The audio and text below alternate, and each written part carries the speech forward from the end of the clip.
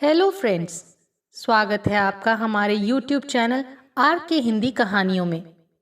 आज की कहानी है विदेशी दूल्हे ने बर्बाद की गीता की जिंदगी।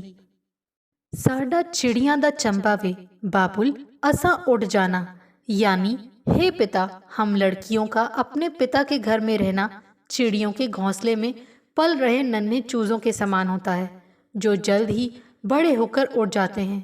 हे पिता, हमें तो बिछुड़ जाना है। लोग कहते हैं कि हमारे लोकगीतों में जिंदगी के दुख दर्द की सच्चाई बयां होती है, मगर गीता के लिए इस लोकगीत का मतलब गलत साबित हुआ था। आसपास की सभी लड़कियां ससुराल जाकर अपने अपने परिवार में रम गई थी, मगर गीता ने यूं ही सारी जिंदगी निकाल दी। इस तन्हा जिंदगी का बोझ ढोते ढोते गीता के सारे एहसास मर चुके थे। कोई अरमान नहीं था। अपनी अधेड़ उम्र तक उसे अपने सपनों के राजकुमार का इंतजार रहा, मगर अब तो उसके बालों में पूरी सफेदी उतर चुकी थी। आस पड़ोस के लोगों के सहारे ही अब उसके दिन कट रहे थे। एक वक्त था जब इस हवेली में गीता का हंसता खेलता भरा पूरा परिवार था। अब तो यहाँ केवल गीता है और उसकी पकी हुई गम से भरी जवानी, वह लगातार खंडर होती जा रही ये पुरानी हवेली। गीता की कहानी इसी खस्ताहाल हवेली से शुरू होती है और उसका खात्मा भी यही होना तय है। साडी लंबी उड़ारी वे बाबुल असा उड़ जाना, यानी हमारी उड़ान बहुत लंबी है। ससुराल का घर बहुत दूर लगता है, चाहे वो कुछ कोस की दूरी पर ही क्यों ना हो। हे पिता, हमें बिछुड़ जाना है। गीता की शादी बहुत धूमधाम से हुई थी। बड़े बड़े पंडाल लगाए गए थे। हजारों की तादाद में घराती और बाराती इकट्ठा हुए थे। ऐसे ऐसे पकवान बनाए गए थे जो 5 स्टार होटलों में भी कभी ना बने हों।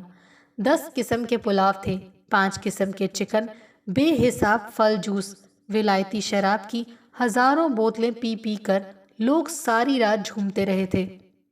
एक हफ्ते तक समारोह चलता रहा था। दनादन फोटो और वीडियो रीलें बनी थी, जिनमें गर्व से इतराते जवान दूल्हे और शर्माई दुल्हन के साथ सभी रिश्तेदार खुशी से चिपक कर खड़े थे।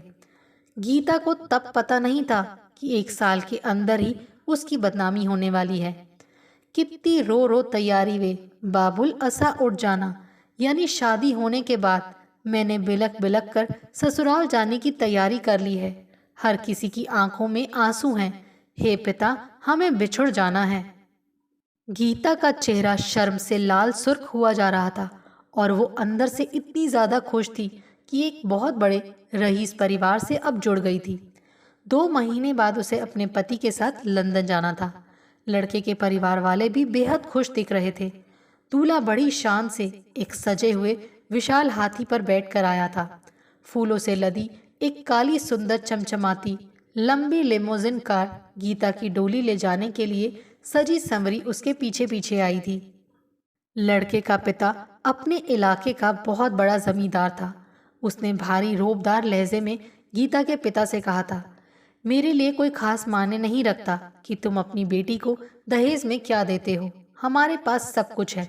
हमारी बारात का स्वागत कुछ ऐसे तरीके से कीजिएगा कि सदियों तक लोग याद रखें कि चौधरी धर्मदेव के बेटे की शादी में गए थे। लोग तो उस शानदार शादी को आसानी से भूल गए थे। आजकल तकरीबन सभी शादियां ऐसी ही सज धज से होती हैं, पर गीता को कुछ नहीं भूला था। उसके दूल्हे ने पहली रात को उसे हजारों सब्ज बाग दिखाए थे। शादी के बाद 1 महीना कैसे बीता पता ही नहीं चला। गीता के तो पैर जमीन पर नहीं पड़ते थे। वो पगलाई सी उस रस के लोभी भंवरे के साथ भारत के हर हिल स्टेशन पर घूमती रही, शादी को बिना रजिस्टर कराए। गीता के पति को एक दिन अचानक लंदन जाना पड़ा। कुछ महीनों बाद तक ये सारा माजरा गीता के परिवार वालों की समझ में नहीं आया। गीता तो कुछ ज्यादा ही हवा में थी कि विदेश जाकर ये कोर्स करेगी, वो काम करेगी। कुछ दिनों तक गीता मायके में रही। ससुराल से कोई खोज खबर नहीं मिल पा रही थी। गीता का पति जो फोन नंबर उसे दे गया था वो फर्जी था। लोगों को 2 और 2 जोड़कर 5 बनाते देर नहीं लगती। अखबारों को भनक लगी तो उन्होंने मिर्च मसाला लगाकर गीता के नाम पर बहुत कीचड़ उछाला। पत्रकारों को भी मौका मिल गया था अपनी भड़ास निकालने का। कहने लगे कि लालच के मारे ये मिडिल क्लास लोग बिना कोई पूछताछ किए विदेशी दूल्हों के साथ अपनी लड़कियां बांध देते हैं। ये एनआरआई रईस 2-3 महीने जवान लड़की का जिस्मानी शोषण करके फुर हो जाते हैं। फिर सारी उम्र ये लड़कियां विधवाओं से भी गई गुजरी जिंदगी बसर करती हैं। आने वाले समय में जिंदगी ने जो कड़वे अनुभव गीता को दिए थे, वो उसके लिए पल पल मौत की तरफ ले जाने वाले कदम थे। उसके माता पिता ने शादी में 25 लाख रुपए खर्च कर दिए थे और क्या कुछ नहीं दिया था, एक बड़ी कार भी उसे दहेज में दी थी। खैर 2-3 महीने बाद एक नया नाटक सामने आया। गीता के बैंक खाते में पति ने कुछ पैसे जमा किए। अब वो उसे हर महीने कुछ रुपए भेजने लगा था, ताकि पैसे के लिए ही सही गीता उसके खिलाफ कोई हो हल्ला ना करे। गीता के पिता ने कुछ रिश्तेदारों को साथ लेकर उसकी ससुराल जाकर खोजबीन की। पता चला कि लड़का तो लंदन में पहले से ही शादीशुदा है। ये बात उसने अपने माँ बाप से भी छिपाई थी। कुछ अरसा पहले उसने अपनी मकान मालकिन से ही शादी कर ली थी, ताकि वहाँ का परमानेंट वीज़ा लग जाए। बाद में उससे पीछा छुड़वाकर वो गीता से शादी करने से 7 महीने पहले एक और रूसी गोरी मेम से कोर्ट में शादी रचा चुका था। गीता के साथ तो उसने अपने माँ बाप को खुश रखने के लिए शादी की थी, ताकि वो सारी उम्र उनकी ही सेवा में लगी रहे। इस मामले में गीता के घर वाले उसकी ससुराल वालों को फंसा सकते थे, मगर ये इतना आसान नहीं था। गीता के माँ बाप ने उसके ससुराल पक्ष पर सामाजिक दबाव बढ़ाना शुरू किया और अदालत का डर दिखाया, तो वो 5 लाख रुपए देकर गीता से पीछा छुड़ाने का ऑफर लेकर आ गए। गीता की शादी भारत में रजिस्टर नहीं हुई थी और इंग्लैंड में उसकी कोई कानूनी मंजूरी नहीं थी, इसीलिए गीता के घर वाले उसके पति का कुछ नहीं बिगाड़ सकते थे, जिसने गीता के साथ ये घिनौना मजाक किया था। गीता के ससुराल वाले चाहते थे कि 1 महीने तक उनके बेटे को जो गीता ने सेक्स सर्विस दी थी उसका बिल 5 लाख रुपए बनता है, वो लेकर गीता दूसरी शादी करने को आज़ाद थी। वो बाकायदा तलाक दिलाने का वादा कर रहे थे। अब गीता का पति उनके हाथ आने वाला नहीं था। तब गीता की ससुराल वालों ने उसके परिवार को एक दूसरी योजना बताई। गीता का देवर अभी कुंवारा ही था। उन्होंने सुझाया कि गीता चाहे तो उसके साथ शादी कर सकती है। ऐसा खास तौर पर तब किया जाता है जब पति की मौत हो जाए। गीता की मर्जी के बिना ही उसकी जिंदगी को लेकर अजीब अजीब किस्म के करार किए जा रहे थे और वो हर बार मना कर देती। कोई उसके दिल के भीतर टटोल कर नहीं देख रहा था कि उसे क्या चाहिए। फिर कुछ महीनों बाद गीता की ससुराल वालों का ये प्रस्ताव आया कि गीता के परिवार वाले 10 लाख रुपए का इंतजाम करें और गीता को उसके पति के पास लंदन भेज दें। शायद गीता के पति का मन अपनी विदेशी मेम से भर चुका था और वो गीता को बीवी बनाकर रखने को तैयार हो गया था। गीता के सामने हर बार इतने अटपटे प्रस्ताव रखे जाते थे कि उसका खून खौल उठता था।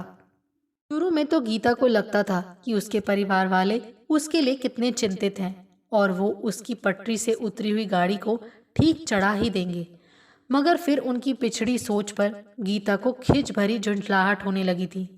गीता अपने दुखों का पक्का इलाज चाहती थी। समझौते वाली जिंदगी उसे पसंद नहीं थी। वो हार्ड मांस की बनी एक औरत थी और इस तरह का कोई समझौता उसकी खराब शादी को ठीक नहीं कर सकता था। अब गीता के माँ बाप के पास इतना पैसा नहीं था कि वो उसे लंदन भेज सकें ताकि गीता उस आदमी को पा सके, मगर पिछले 3 साल से वो भारत नहीं आया था और ऐसा कोई कानून नहीं था कि गीता के परिवार वाले उसे कोई कानूनी नोटिस भिजवा सकें। गीता के माँ बाप ने कोर्ट में केस दायर कर दिया था। वो अपने 25 लाख रुपए वापस चाहते थे जो उन्होंने गीता की शादी में खर्च किए थे।